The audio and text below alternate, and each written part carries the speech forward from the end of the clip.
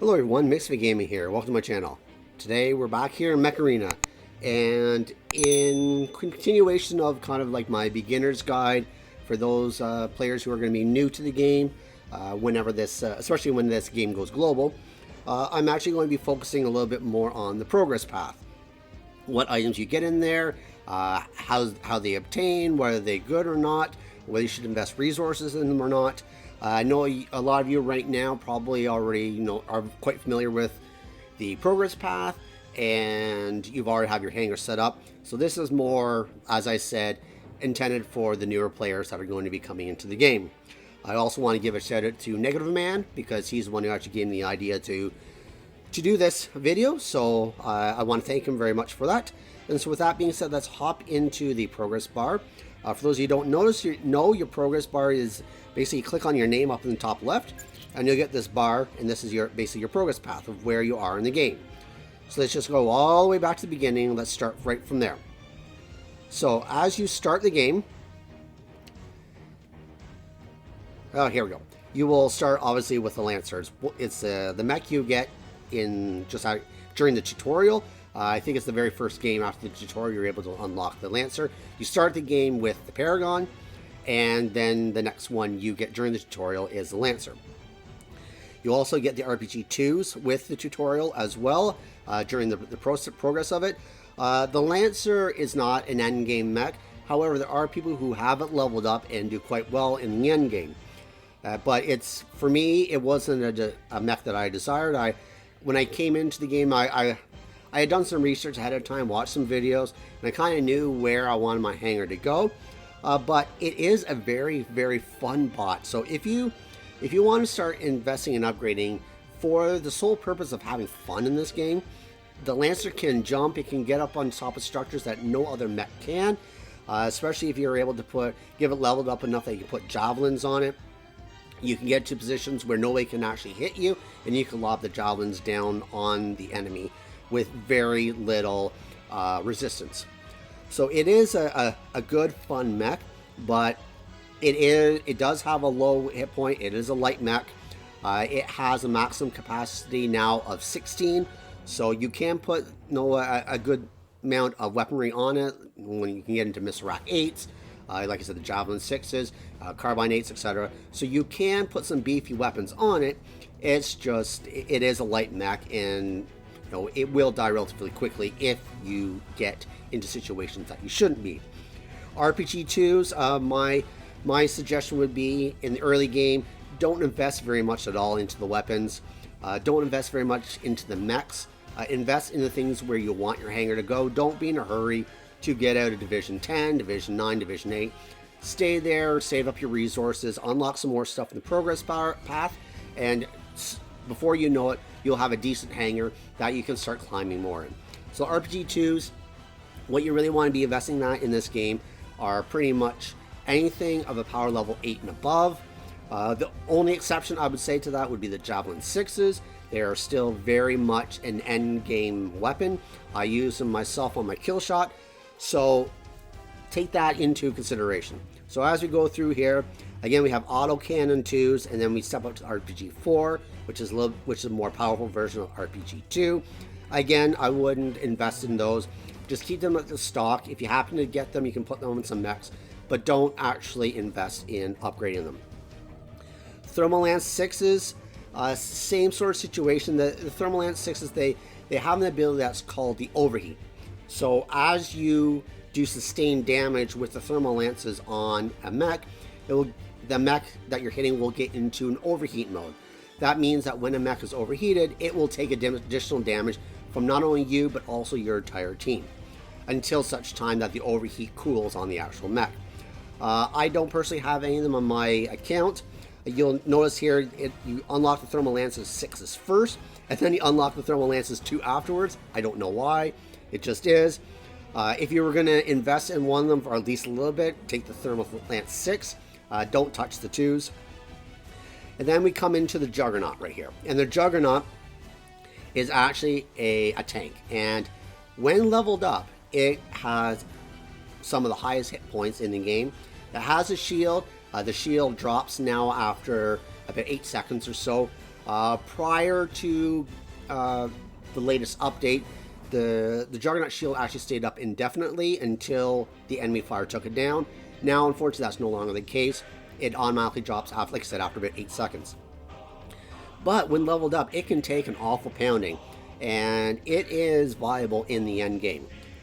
So if you decide you want to have a tank in your hangar, a Juggernaut is a good option.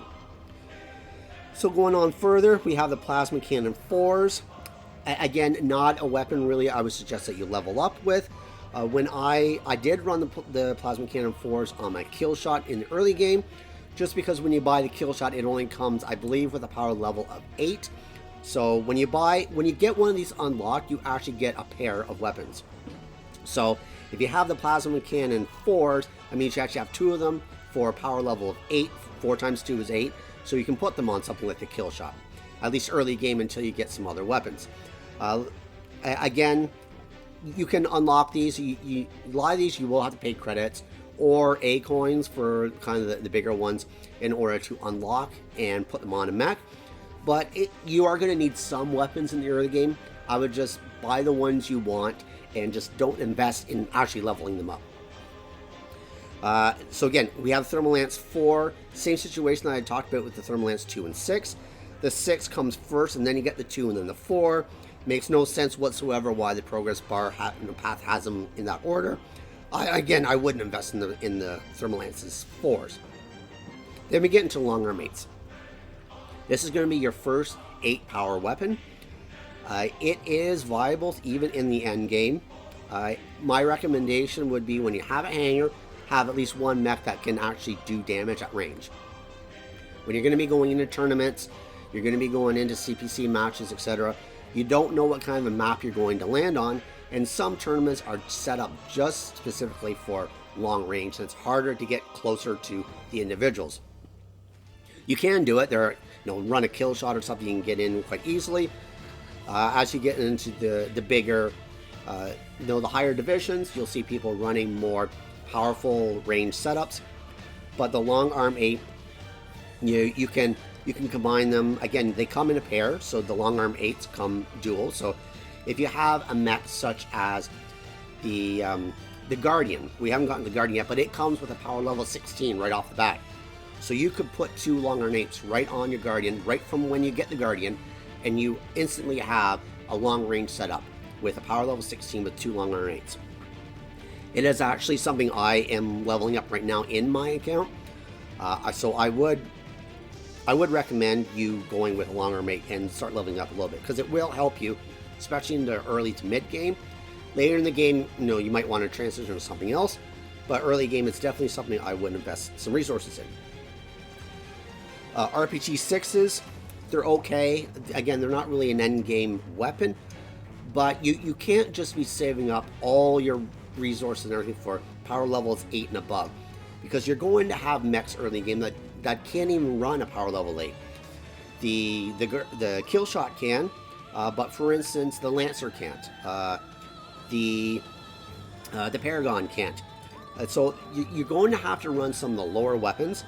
When I started with my Juggernaut, I believe it was an RPG 6 and an RPG 4 on mine. So you're going to have to run some of these lower weapons, and that's all fine and good. I just wouldn't I really wouldn't invest some resources into the RPG 6s. Then we come into the Panther. Panther is an endgame mech. Absolutely, 100%. If you can get it, start leveling him up. He is one of the mechs that is classified as a heavy mech. He can hold a maximum power level of 32. That means when you get to the end game, the highest weapon you can get in the game right now is power level 16. So if you're able to get a dual copy of it, or combine it with another power level 16 weapon, you can have a maximum of 32 power on this mech. Its ability is the fence, which means it'll throw up a fence kind of in front of it, and enemy's fire cannot get through it. It can't be taken down. You just have to wait until the duration of the fence finishes. And if any enemies come into the fence area, they're slowed down. Great mech. And combined with the right weaponry, there's a reason why you see almost everybody in the higher ends running a Panther. Okay, keep going. We have the Javelin Rat 4s. Again, not something I would actually recommend in investing in. You can get them if you're struggling for having lower end weaponry. I love the Javelin Rats. I have the Javelin Rat 6s. I don't have the 4s. But as I said, when you first buy the kill shot, it will not come with the ability to run 2 Javelin Rat 6s. So, if you want to, for instance, run dual Javelin Rat 4s, you can until you get the 6s unlocked. You could then transfer the 4s over to maybe your Lancer if you get that leveled up a little bit more, or another mech. But for the time being, I would say just avoid leveling up the Javelin Rat 4s. Then we come into Killshot. Killshot is by far my favorite mech in the game, and you get it really early on in the progress path. If you can get it, start leveling it up. Even at its lowest level, especially in your down division 10 and 9, you almost don't even need weapons on this thing. Its ability is the dash ability, and when it hits a target, it does damage. And in an early game, you can almost take out nearly all enemies with just one single dash of this mech. Seriously, it is a beast. As you get up into more divisions, it's squishy in comparison to other mechs. You won't be able to dash in and expect to take out an enemy mech without actually having it damaged first. But in the early game, by far the most versatile bot you can get. Especially because it's so fast with its dash ability. If you're running the CPC or the Control Point Clash games, you can get to those beacons quickly. You can get credit for capturing those beacons, and then you can get some MVP slots at the end of the game. Mech Arena does tend to award the beacon captures or Control Point captures more heavily than they do kills. Unlike something like War Robots, where the more damage and kills you got, you got first or second place in a match, and you didn't really get rewarded for the beacons. Here, it's about the opposite. As long make sure you get that kill shot and you can able to capture a couple beacons. Shotgun 2, again, it's a 2-power weapon I would avoid. Long arm 10s. Now, this is going to be the first weapon in the series that you do not get a dual copy of right from the start. All weapons up to a power level of 8, when you buy them, you get 2 of them. Anything above that, you only get 1. And the only way to get a dual copy is you have to rank up the weapon far enough that you'll be allowed to get a dual copy. And you usually have to get to like a 6-star in order to be able to get the option to actually get a second copy. So this is one of those ones where you're going to want to maybe work towards. Especially if you think at some point you're going to maybe swap your long arm 8s out for maybe the long arm 10s, you're going to be able to want to invest resources into getting the 10s dual second copy unlocked. A good weapon, it pairs well with a weapon we'll see a little bit later, like the railgun. But again, I would not hesitate in investing in some of this. But again, me personally, I would not run any more than one long-range setup in my hangar. I'm just on Brawler. I like to get in a Brawl. I like to get up close and personal. And range weapons, they're hard to aim. Unless you're a bot and you have absolutely perfect timing and accuracy, they are hard to control. Going on here, we have the Shotgun 4s. Again, I wouldn't bother with it. Unless you need a power level 4 weapon. They're a decent weapon in the early game to put on maybe something like a Shadow or your kill shot that you can get up close and personal quickly without much resistance. Going on, Pulse Cannon 4. Again, same thing with the shotgun. I wouldn't invest or even buy it unless I really needed a 4-power weapon. Plasma Cannon 2, avoid. There's no reason to even get a Plasma Cannon 2. And then you get into the MD mech. Again, it's not an end game mech whatsoever. It's a healing mech, so you want to be able to actually stick with some teammates and heal them. The healing is absolutely pretty much useless early game. It's not until you get this mech leveled up that the healing can actually do quite a bit towards restoring the structure of your teammates. Unfortunately, the way the game is right now, and hopefully that changes once this goes global, there's a lot of AIs, and the AIs don't stay around, so you can even heal them anyways. So unless you're in a team game where you're squatting with some people that will maybe take advantage of you healing them, don't even bother. Honestly, the AI just will completely ruin your day if you're sitting there trying to heal them. Alright, so now we get into Rocket Mortar 8s, and I hate the Rocket Mortars just because it's so bloody annoying. So you have the 8s, and then you also have a Rocket Mortar 10s, and I think they have Rocket Mortar 10s, but anyways, we'll get to that. But essentially, for those of you who might be from War Robots, they're like a Zenith or a Norcom. All you have to do is just sit back on the map and just launch them, and they actually have some decent accuracy. They have a big range where they can hit. You can get into the range of them, but a lot of the mechs in this game are slow, so chances are you will actually hit them, even if they're behind cover. Unless they're right up against the wall, you'll still be able to hit them at least a little bit. They're very annoying, and they have surprisingly a decent amount of damage output for what they are. For me, I would have expected something that you just sit in one single spot in the back of the map, just lob these rockets over, that they wouldn't have as big of a damage output as, for instance, say something like getting in close with like Carbine 8s or whatnot. But when you get these things leveled up, you can almost take out an entire mech in just one single volley. Alright, so going on here, Plasma Cannon 6s. Again, not something I would... Once you get to this point, you probably have enough mechs, enough weapons just to keep you going. I wouldn't necessarily invest in this, because the very next one you have in the list here is the Javelin Raider 6s.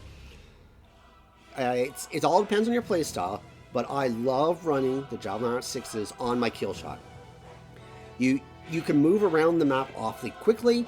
You can lob those javelins around the corners so you don't even have to get a line of sight on a lot of the mechs.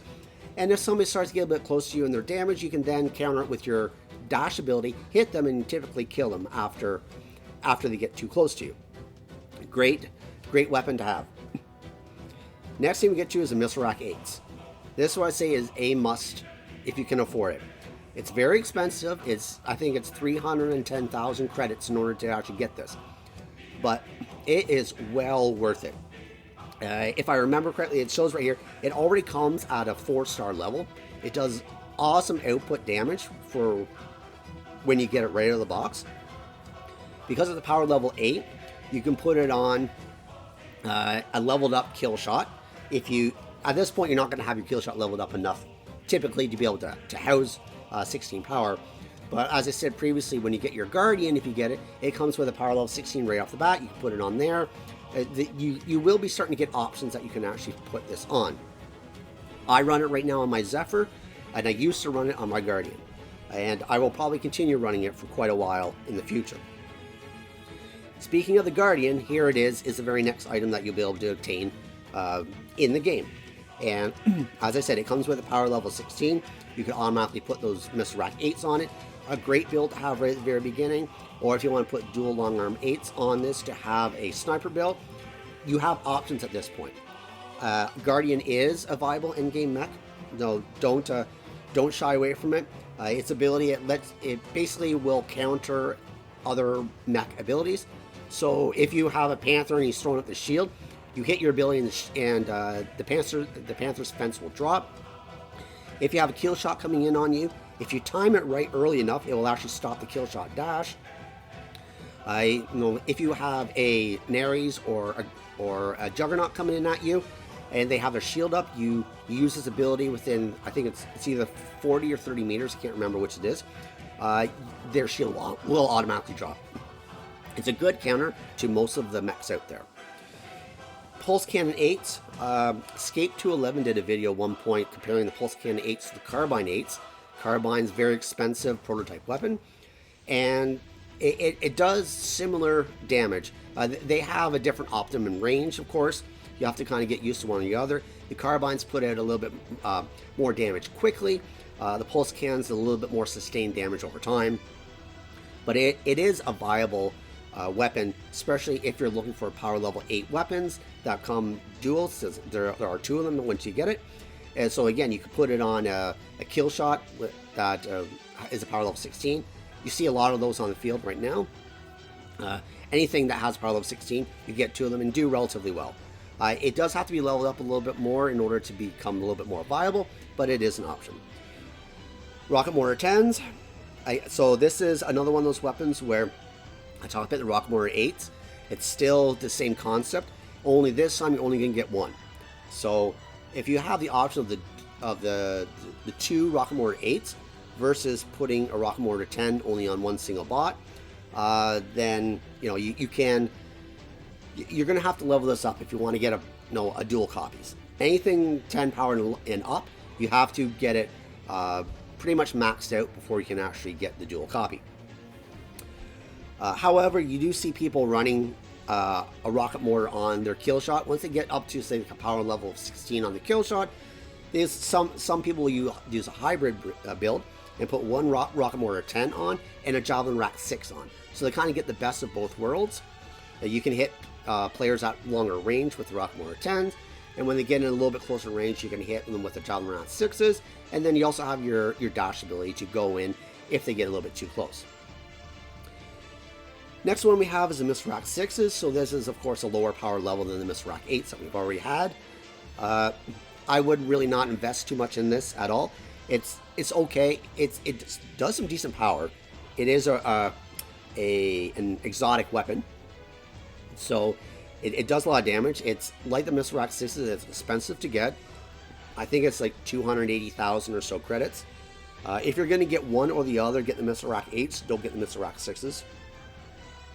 But it is viable. I sometimes will throw my Missile Rack 6s on my kill shot, just because I like to keep the 8s on my Zephyr. And if I happen to be in a tournament match where javelins are useless, then I'll fall back and I'll throw my Missile Rack 6s on my kill shot. Next we have the Shadow. It is an annoying bot. Its ability lets it goes into stealth for a short period of time, so it can be used to capture some beacons. You can also throw javelins on here as well. It's kind of like a bit of an ambush or saboteur type mech, kind of like this kill shot is. It can, because it can get stealth, you can sometimes sneak up and around enemies. You can capture their beacons. You can hit them from behind, but it's not a brawler, so you don't want to be in close range with them. Pulse Cannon 6s. Okay, so before when I was talking about the Pulse Cannon 8s, yep, so Pulse Cannon 6s, avoid. If you're going to get anything, get the Pulse Cannon 8s, don't get the 6s. And then we have the beast here, the Rocket Mortar 12. This thing does a heck of a lot of damage. And if you're able to level up far enough, max it out so you can get 2 copies of it, you can throw it on a couple Guardian, or you can throw 2 of them on a Panther, or 2 of them on a Brick House, or even a Juggernaut or an Ares. There's a lot of mechs these days now with the recent changes that would allow them to put a 24 power dual copies of the rocket mortars on the mech. Previously there was only 5 mechs that could actually house 2 of these. They were the Paragon, the Panther, the Redox, the Guardian, and the new Arachnus. But with the recent update, they've now increased the power limit of a lot of the mechs. So now the mechs that have at least 24 power are the 5 I just mentioned, as well as the Juggernaut, the Killshot, the Ares, the Zephyr, and the Brickhouse. So you have a lot of mechs now that can hold at least a total of 24 power. So get this leveled up. I don't know how many mechs I've lost, especially in tournament gameplay, where I get hit by one single volley of dual Rocket Mortar 12s and I'm dead. Very annoying, but very powerful. Stasis Beam 12. Again, we're getting into the more expensive weapons to actually get. The Stasis Beam essentially slows the mech down, and it's very well paired with a long-range setup. So if you put a Stasis Beam 12 on a mech, and then say have a Long Arm 8 or Long Arm 10, that maybe you're having a little bit harder time aiming, well, the Stasis Beam 12 can slow down the mech, and then it can allow you to hit those long-range shots with the Long Arm 8 or Long Arm 10. Good viable option. You can also, when it gets leveled up to max, you can get 2 of these, throw them on the same mechs I mentioned before, and you can pretty much melt your almost any enemy mechs with a dual Stasis Beam 12 build. Now, next one you can get is an Ares. It is, again, a very, very viable bot, especially now that they changed the mechanism for its shield. Previously, the shield would only drop after, 6, 7, or 8 seconds, something like that.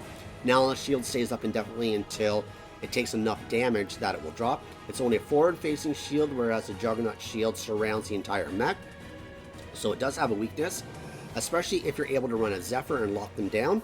Because if you have a Zephyr and lock them down, then they're stuck.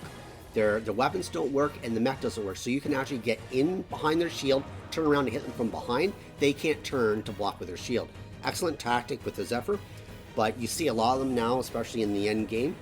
They are very powerful, and because they can now hold 24 power in total, there's a lot of weapons able to really make this a viable mech. Now we're starting to get into some of the prototype. This is Carbine 8, great weapon, extremely expensive. I think it was something like 9,000 A coins to get the Carbine 8 unlocked. But it does a heck of a lot of damage right off the bat. You'll see it comes already at 5 stars. Very powerful weapon. It also comes in 10 and 12 versions.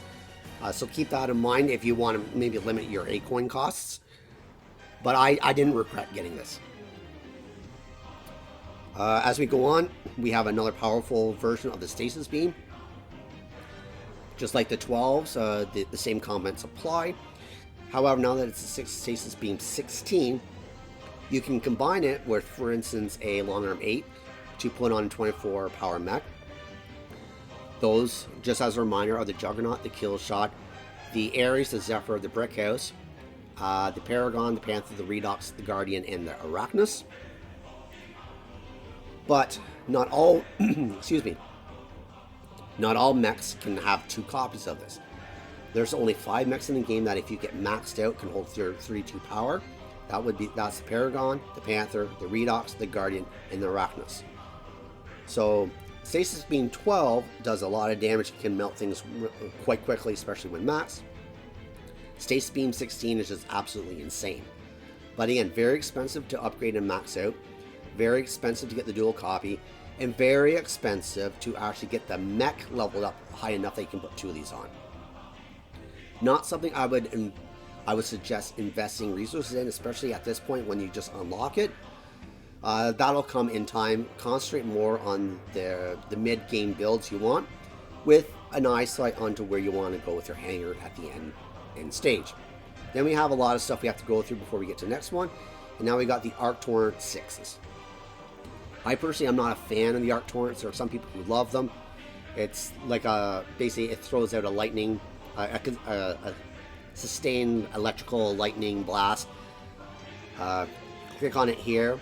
You'll see that the optimum range is 10 to 15 meters with a max range of 30 meters. So you have to get awfully close for these to be effective. I personally wouldn't invest in them. I just don't like them. And they do have because they are an exotic, they at least come with 4 stars. If you're looking for something maybe to run them on like a Zephyr or your Kill Shot, you can. But I would, if you're going to invest in Arc Torrents, I would maybe try to wait until you unlock maybe the 10s and start investing in that and combine it with another weapon. As we go through here, we have the Cheetah next. Its main ability is it drops mines, and it's extremely effective in something like CPC or beacon play, where you can get to a beacon, you can drop a whole bunch of mines on the control point, and very often the enemies won't even know the mines are there. You can see the mines when you drop them, but players are not that in tune to look for the mines. I know I get hit by them all the time, and I'm actually starting to see more and more of them in the gameplay. Especially now that all the mechs have their powers increased. It used to be the Cheetah would only have a power level 12, but now it can house a power level 16. So you can put 2 Missile Racks 8s on here, 2 Carbine 8s.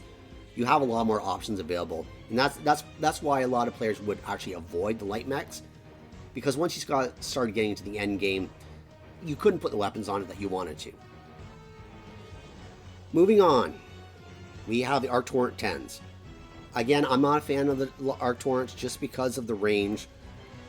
It has the same range, the same optimal range and max range as the R-Torn 6s. 30 meters max range, optimal range is 10 to 15 meters. Again, you have to get too close in order for at least my liking. There are some tournament maps that are really small that these would be quite useful on, but again, you could find other weapons, in my personal opinion. So I would actually avoid it. If I was gonna pay for an Arc-Torrent 10, I'd rather save a little more resources and get the Carbine 8s, or even save up for, the Carbine 8s, yes, or even save up to get the Carbine 10s, or even the Carbine 12s if you want to go for a dual copy of the more powerful weapons. Going on here, talking about the Carbine 10s. Here we go. This is the Carbine 10. I can't remember the cost of this. I think this was like 7,000 or 8,000 acorns in order to unlock.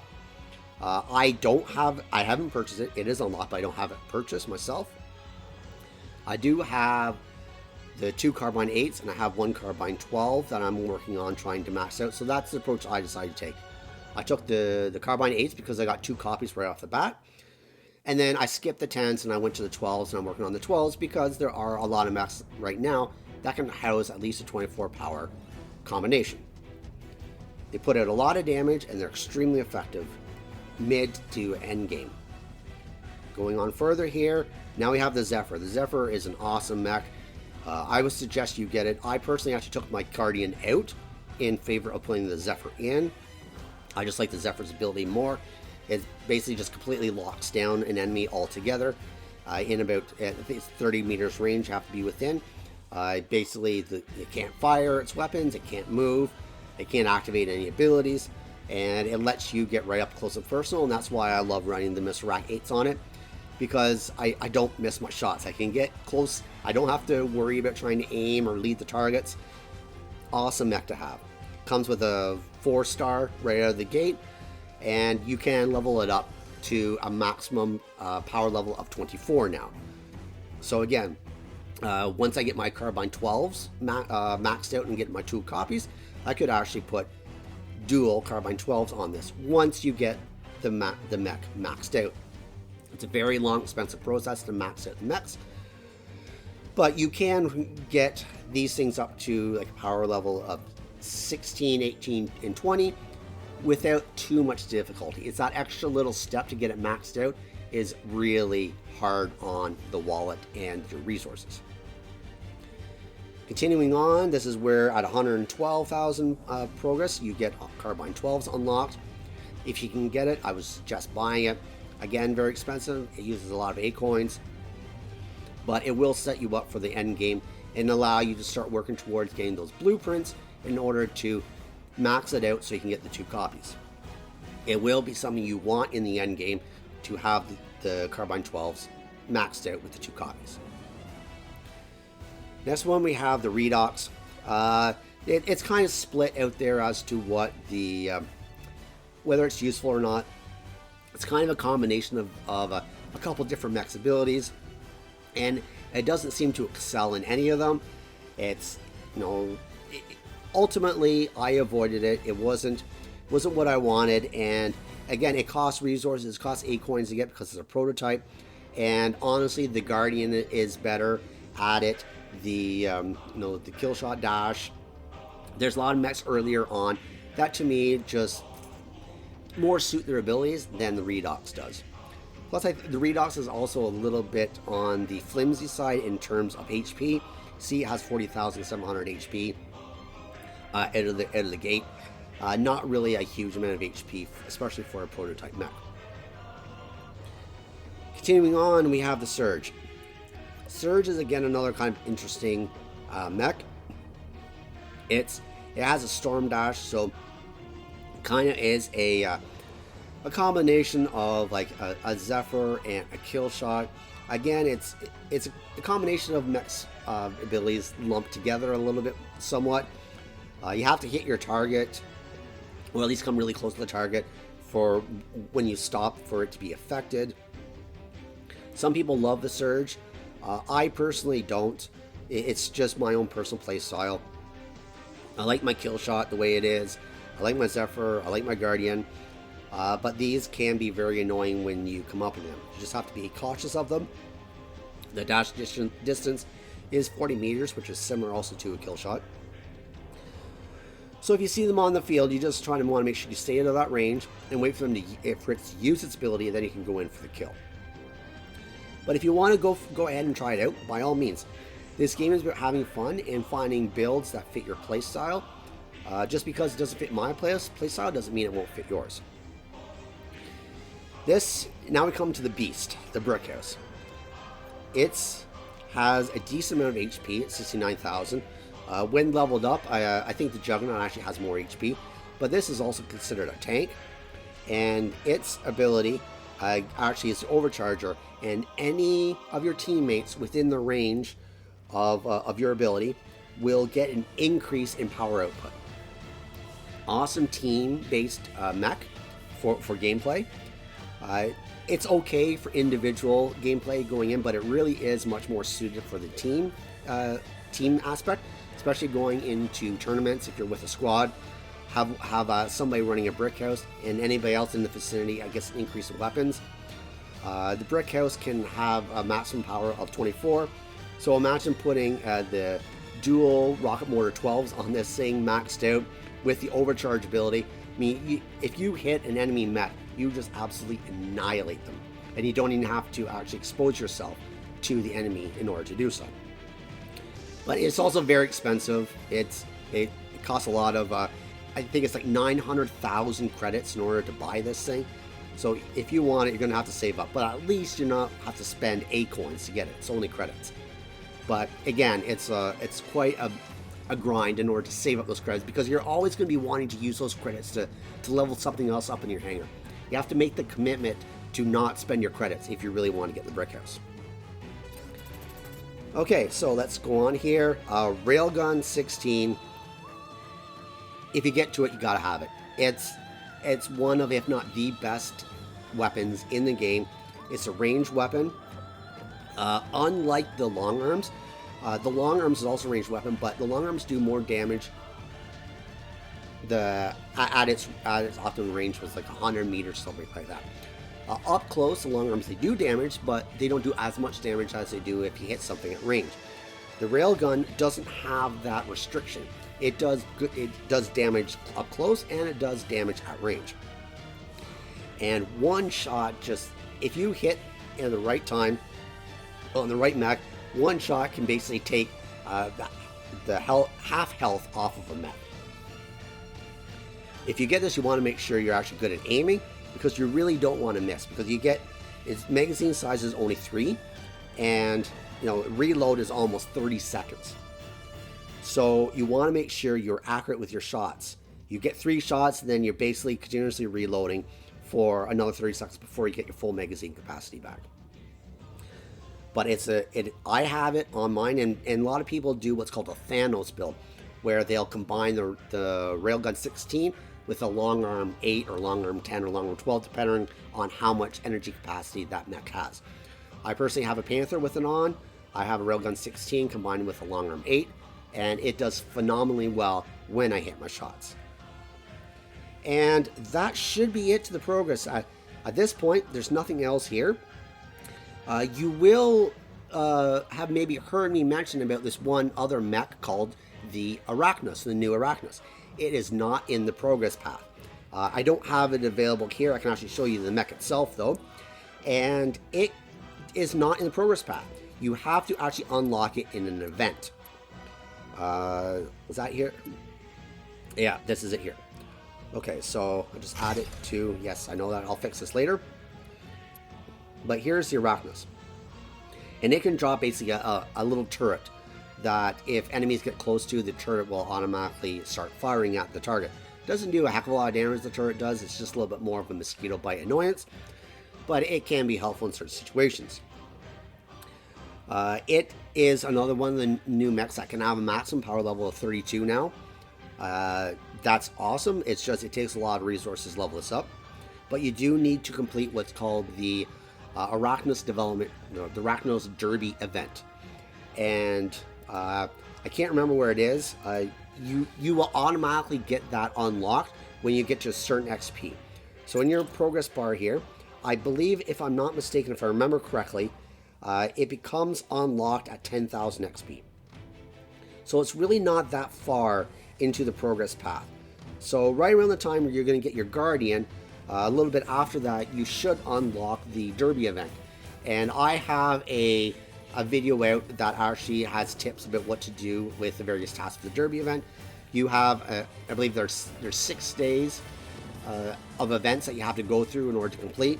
You don't have to complete all the tasks, you just have to complete most of them. And about after day 6 ends, you have another 24 hours buffer in order to clean up any of the other tasks in order to unlock it. It just takes a little bit of grinding, but it's very doable in order to unlock it. And you'll probably see a lot more of the Arachnos in the early to mid game because of where it's slotted in the progress path. Anyways, so that took me a heck of a lot longer than I wanted to, so we're going to call it a video. And if you have any questions, please leave them below. Consider subscribing, and until next time, cause some mayhem in the field for me.